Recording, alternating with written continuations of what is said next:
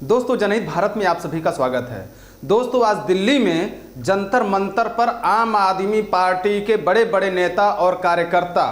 अरविंद केजरीवाल की गिरफ्तारी के विरोध में उपवास रखे हैं और यह उपवास सुबह 10 बजे से चल रहा है और ट्विटर पर भी इसका ज़बरदस्त रिस्पांस देखने को मिल रहा है।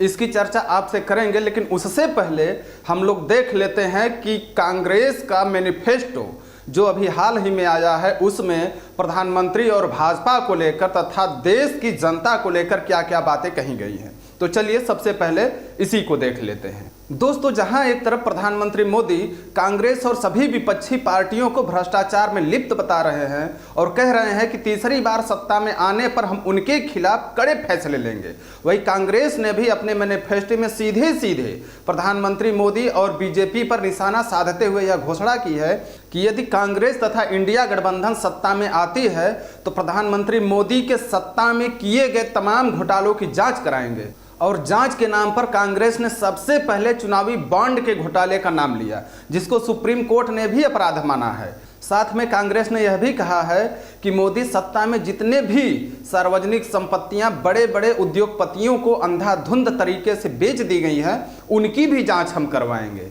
चाहे एयरपोर्ट का मामला हो, चाहे बंदरगाह का मामला हो, चाहे अन्य जो भी सरकारी कंपनियां, जो बड़ी बड़ी कंपनियां थी जिसमें हजारों लाखों लोगों को आरक्षण के तहत रोजगार मिलता था, आज निजीकरण के दौर में आरक्षण का लाभ उनसे समाप्त होता दिख रहा है। दोस्तों, आपको बता दें कि सरकारी कंपनियों में अधिकारियों और कर्मचारियों की नियुक्ति में 49.5% का आरक्षण दिया जाता था, लेकिन किसी भी प्राइवेट कंपनी में आरक्षण के तहत भर्ती नहीं होती है। इसके अलावा कांग्रेस ने कोरोना काल के दौरान पीएम केयर्स घोटाले की जांच की भी बात कही है, जिसके तहत कोरोना काल में प्रधानमंत्री द्वारा लोगों के मदद के नाम से पैसे देने की अपील भी की गई थी, लेकिन उसकी जानकारी आज तक सार्वजनिक नहीं की गई। साथ ही कांग्रेस ने रक्षा सौदों के तहत किया गया भ्रष्टाचार की भी जांच की बात कही, जिसमें राफेल सौदा भी शामिल है, तथा नोटबंदी के दौरान जिन लाभों को प्रधानमंत्री मोदी और उनकी सरकार पूरे देश को बता रहे थे, क्या वह लाभ देश को मिल पाया,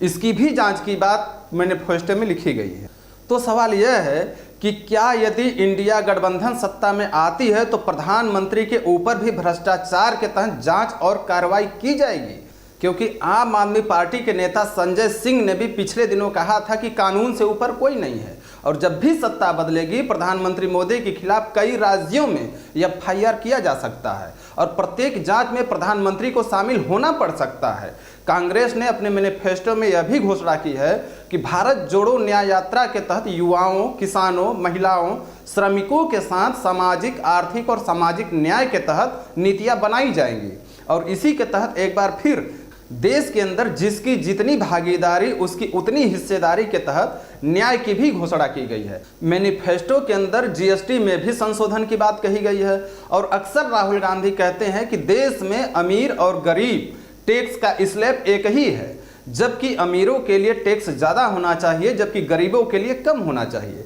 दोस्तों, आज आम आदमी पार्टी ने भी दिल्ली के मुख्यमंत्री अरविंद केजरीवाल की गिरफ्तारी के खिलाफ जंतर मंतर पर उपवास का आह्वान किया है और पूरे देश के लोगों से कहा है कि अरविंद केजरीवाल की गिरफ्तारी के खिलाफ आप लोग उपवास रखें। और इस मंच पर आम आदमी पार्टी के कई बड़े नेता जैसे अतिशी और संजय सिंह भी मौजूद हैं और उनका कहना है कि आम आदमी पार्टी के नेता और दिल्ली के मुख्यमंत्री अरविंद केजरीवाल से मोदी सरकार इतना डर गई है कि चुनाव के दौरान उन्हें जेल के अंदर रखा गया है ताकि वह प्रचार ना कर पाए। आपको जानकारी दे दें कि दिल्ली के मुख्यमंत्री केजरीवाल को 21 मार्च को गिरफ्तार किया गया था और 15 अप्रैल तक के लिए अरविंद केजरीवाल को तिहाड़ जेल भेज दिया गया है। आम आदमी पार्टी की नेता अतिशी ने कहा है कि यदि अरविंद केजरीवाल दोषी हैं तो भाजपा को 55 करोड़ का चंदा देने वाला दोषी क्यों नहीं है और अभी तक उसे समन क्यों नहीं भेजा गया है।